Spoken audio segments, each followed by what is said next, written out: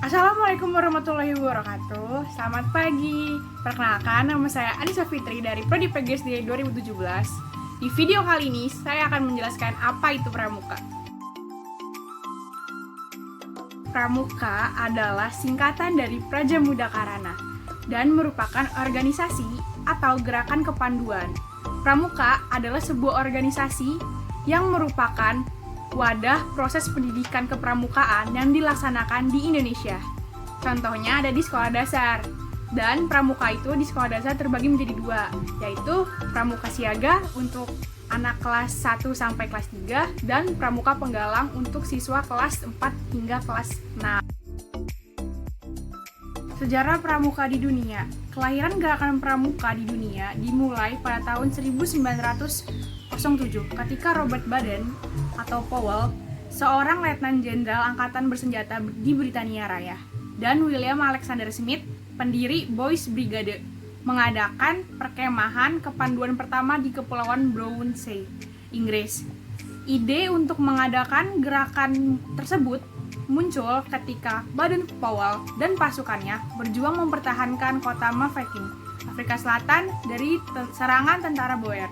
Ketika itu, pasukannya kalah besar dibandingkan tentara Boer. Untuk mengakalinya, sekelompok pemuda dibentuk dan dilatih untuk menjadi tentara sukarela. Tugas utama mereka adalah membantu militer mempertahankan kota.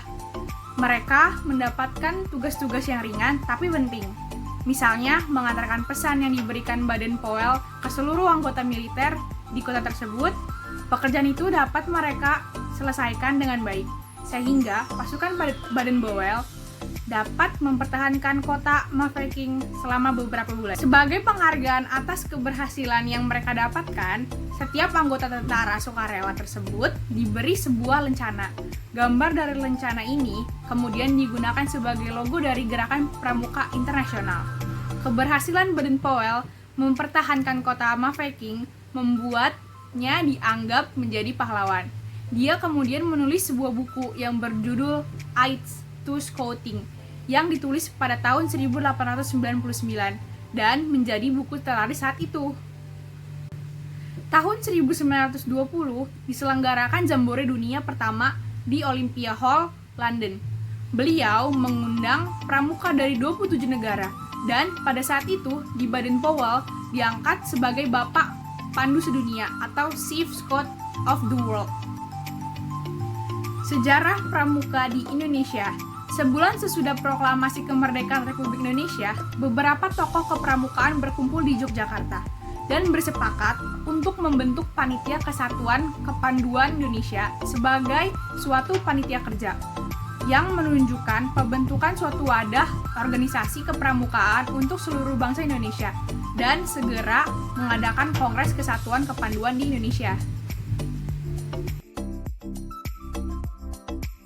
Sejarah pramuka di Indonesia. Sebulan sesudah proklamasi kemerdekaan Republik Indonesia, beberapa tokoh kepramukaan berkumpul di Yogyakarta dan bersepakat untuk membentuk Panitia Kesatuan Kepanduan Indonesia sebagai suatu panitia kerja yang menunjukkan pembentukan suatu wadah organisasi kepramukaan untuk seluruh bangsa Indonesia dan segera mengadakan Kongres Kesatuan Kepanduan di Indonesia. Kongres yang dimaksud dilaksanakan pada tanggal 27 hingga 29 Desember 1945 di Surakarta. Dengan hasil terbentuknya Pandu Rakyat Indonesia, perkumpulan ini didukung oleh segenap pimpinan dan tokoh serta dikuatkan dengan janji ikatan sakti. Lalu, pemerintah Republik Indonesia mengakui sebagai satu-satunya organisasi kepramukaan yang ditetapkan dengan keputusan Menteri Pendidikan, Pengajaran dan Kebudayaan, yaitu nomor 93 bagian A tertanggal 1 Februari 1947. Tahun sulit dihadapi oleh Pandu Rakyat Indonesia karena serbuan Belanda. Bahkan pada peringatan kemerdekaan RI pada tanggal 17 Agustus di tahun 1948, waktu diadakan api unggun di halaman Gedung Pegangsaan Timur nomor 56, senjata Belanda mengancam dan memaksa Suprapto menghadap Tuhan, gugur sebagai pandu. Sebagai patriot yang membuktikan cintanya pada negara, tanah air, dan bangsanya. Di daerah yang diduduki Belanda, Pandu Rakyat dilarang berdiri. Keadaan ini mendorong terdirinya perkumpulan lain seperti Kepanduan Putra Indonesia, Pandu Putri Indonesia, Kepanduan Indonesia Muda. IPindo merupakan federasi bagi organisasi kepramukaan putra.